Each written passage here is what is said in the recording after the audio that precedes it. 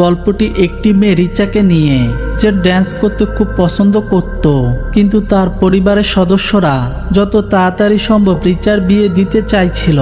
আজকে রিচাকে দেখতে একটা ছেলে দিবাকর এসেছিল। যখন তারা একটা কথা বলার পর রিচা বুঝতে পারে দিবাকর একজন ভালো ছেলে, শিগগিরই তাদের বিয়ে হয়। রিচা বিয়ে করে দিবাকরের বাড়িতে আসে। সে তার নতুন জীবন নিয়ে খুব এক্সাইটেড, কিন্তু বিয়ের দ্বিতীয় দিন থেকেই সে রান্নাঘরের কাজ শুরু করে। সর্বপ্রথমে সে হালুয়া বানায়, তারপর সে আসবাবপত্র ধোয়। পরের দিন সে আর তার স্বামী রিচার বাড়িতে যায়। এখানে দিবাকর বলে, এটা কোনো ব্যাপার না, আমার মা রিচাকে ভালো রান্না করা শেখাবে। রাতে যখন সে রিচার কাছে আসতে শুরু করে, তখন রিচা বলে আজকে তার মুড ভালো নেই, কিন্তু দিবাকর সুযোগ বুঝে জোর জবরদস্তি আবার শুরু করে। এখানে অন্যদিকে রিচার শাশুড়ি ঘরের সব কাজ করছিল। সকালে রিচাও তাকে এই সব কাজে সাহায্য করতে শুরু করে। এই বাড়িতে একদিকে যেখানে পুরুষরা তাদের আরামে জীবনযাপন করছে, অন্যদিকে মহিলারা দাসীর মতন সব কাজ করছে।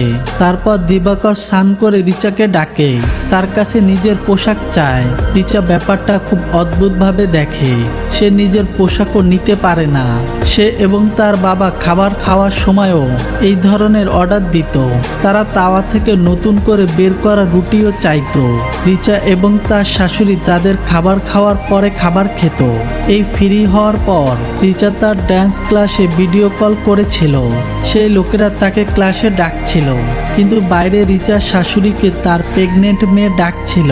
রিচার শাশুড়ি রিচাকে সবকিছু শেখানোর পর তার মেয়ের কাছে চলে যায় এবং পরের দিন থেকে রিচাকে সবকিছু সামলাতে হয়। যখন সে রান্না করে, তখন সে তার শ্বশুরের জন্য চাটনি পিষতে গিয়ে রিচার চোখে মরিচ ঢুকে যায়। এবার রিচা ফুড প্রসেসর দিয়ে চাটনি বানালো।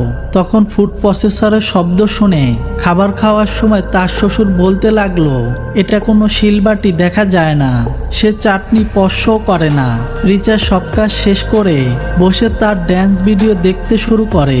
সে গানের তালে তালে ড্যান্স করে করে আরো কাজ করতে শুরু করে, কিন্তু পিছন থেকে তার শ্বশুর এখানে এসে সে রিচাকে ড্যান্স করতে দেখে। অন্যদিকে দিবাকরের কাছে সময় মতো দুপুরের খাবার পৌঁছায়নি। রিচার দুপুরের খাবার তৈরি করতে সময় লেগেছে, এমনকি তার শ্বশুর তাতেও দোষ খুঁজে পায়। এটি বিরিয়ানি নয়, কুকারে বানানো পোলাও। দিবাকর বাড়িতে এসে বলে, আমি 12 থেকে 15 ঘন্টা কাজ করি, আর তুমি সময় মতো খাবারও পাঠাতে পারো না। রিচার শ্বশুরও তার স্ত্রীকে ফোন করে বলে, তোমার পুত্রবধূকে ঠিক মতন কাজ শেখাও। রিচা পরের দিন ইউটিউব দেখে তার শ্বশুরের জন্য পছন্দের বিরিয়ানি তৈরি করে, কিন্তু তাতেও তিনি বলে বিরিয়ানিতে লবণ কম হয়েছে। রিচা এতে ভেঙে পড়ে। রাতে তার স্বামী এসে বলে, বিরিয়ানি খুব ভালো হয়েছে, আমার কুড়ি ফুচকা খেতে ইচ্ছা করছে। রিচাকে এখন এটা বানাতে হচ্ছে। রিচার মা বলে, বেটা এইসব তোমাকে করতে হবে।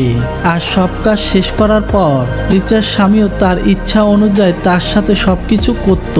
অন্যদিকে তার শ্বশুর মেশিনে ধোয়া কাপড় পছন্দ করতেন না এবং তিনি রিচাকে হাতে ধুতে বাধ্য করে। পরের দিন রিচা রান্নাঘরে একটি পাইপ ফুটা দেখতে পায়। সে বিষয়টি তার স্বামীকে জানায়, কিন্তু সে কিছুই করেনি।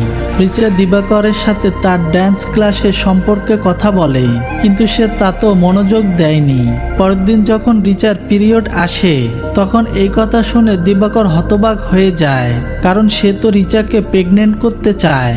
সে রিচাকে বলে, এখন কয়েকদিন রান্নাঘরে যেও না, তুমি বিশ্রাম নাও। তার ঘরের কাজ করার জন্য তার হসপিটাল থেকে একজন ঝাড়ুদাকে পাঠায়। রিচা তাকে জিজ্ঞাসা করে, তিনি কি একজন মেড দিতে পারবে? সেই মহিলাটি বলে, না, এখানে কেউ কাজ করতে চায় না। তোমার পরিবারের সদস্যরা অনেক খেসর খেসর করে, যেমনটা আমার সাথে ঘরের লোকেরা করে। এই মহিলা পরবর্তী কয়েকদিন দিবাকর এবং তার বাবাকে খাওয়াতো। রিচা বসে তার ড্যান্স ভিডিও দেখছিল। সে ইতিমধ্যে এক জায়গায় ড্যান্স টিচারের জন্য অ্যাপ্লাই করেছে। রিচার পিরিয়ড শেষ হওয়ার পর এই ড্যান্স টিচারের বিষয়টি তার স্বামী এবং তার শ্বশুরকে জানায়, কিন্তু তারা দুজনেই সরাসরি মানা করে দেয়। তার শ্বশুর বলে, এই চাকরি আমাদের পরিবারের জন্য সঠিক নয়। তো পরের দিন তাদের বাড়িতে কিছু আত্মীয় আসে। তারা আসার সাথে সাথে তারা তাদের নিজস্ব ডিমান্ড জানায়। একজন চা চায়, একজন শিকাঞ্জি চায় এবং অন্যজন গরম কফি চায়। রিচা এসব বানায় আর তারা ড্রিঙ্ক খুলে বসে পড়ে। এই আত্মীয়রা রিচার তৈরি শিকাঞ্জির ত্রুটিগুলো তুলে ধরে। আর খাবার রান্না করা সত্ত্বেও এই লোকেরা আলাদাভাবে স্পেশাল খাবার ডিমান্ড করে। রিচা এইসব কাজ করে। পরের দিনও সে ভোর 4টায় উঠে ঘরের সমস্ত কাজ সেরে ফেলে। কিন্তু যখন সে এইসব কাজ শেষ করে সে তার চাকরির ইন্টারভিউ দিতে যেতে লাগলে তখন তার শ্বশুর তাকে বাধা দেয়। বলে তোমার শাশুড়িও পিএইচডি করেছেন, কিন্তু চাকরি করার পরিবর্তে তিনি তার পরিবারের যত্ন নেন, তোমাকেও তাই করতে হবে। রিচা এই কথা শুনে ভেঙে পড়ে, কিন্তু তারপর সে তার এক বন্ধুর বাড়িতে চলে যায়। এখানেও রিচার ড্যান্স প্রসঙ্গ উঠে আসে। রিচার বান্ধবীর স্বামীও সাপোর্টিভ ছিল, তাই তাকে দেখে দিবাকরও কাজ শুরু করে। এখন এটা দেখে ড্রিনের নেশায় রিচা বলতে শুরু করে, খাবার টেবিল থেকে উঠতে হয় না, তার জন্য আমি একজন স্বাধীন কাজের মেয়ে। দিবাকর এইসব শুনে রেগে যায়। সে বাড়ি যাওয়ার সময় রিচাকে কিছু বলে না। রিচা তাকে বোঝানোর চেষ্টা করে। দিবাকর রিচাকে সরি চাইতে বলে। তারপর সে আবার সরাসরি রিচার উপর উঠে যায়। তো পরের দিন দিবাকর দিনের বেলায় আবার এই কাজ করতে শুরু করে। তখন রিচা তাকে থামিয়ে দেয়।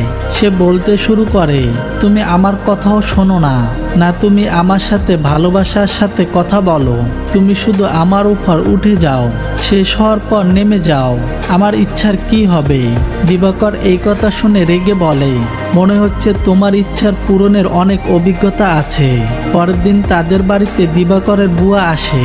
সে রান্নাঘরের জগা খিচুড়ি দেখে রিচাকে বলতে শুরু করে, আমি রান্না করতে খুব পছন্দ করি, যার উপর রিচা তাকে তার ড্যান্স ভিডিও দেখায়। আমিও ড্যান্স করতে খুব পছন্দ করি।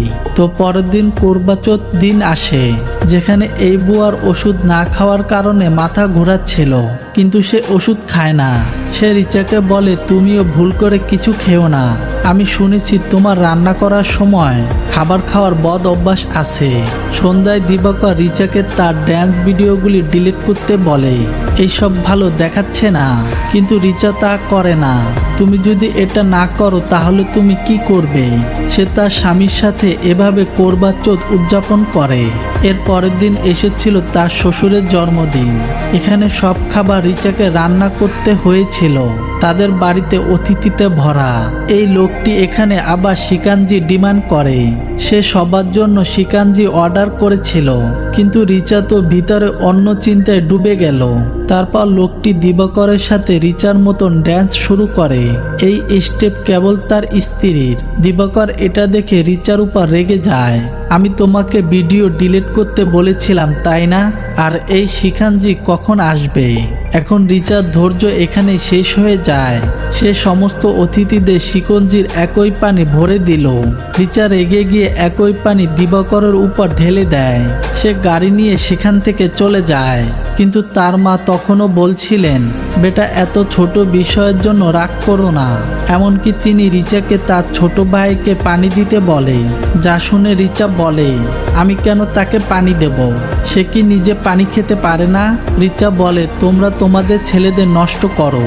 এরপর গল্পটা কিছুক্ষণ এগিয়ে যায়, যেখানে দিবাকর দ্বিতীয়বার বিয়ে করে আর রিচা তার ড্যান্স শুরু করে। আর বন্ধুরা, এখানে আমাদের গল্প শেষ হয়।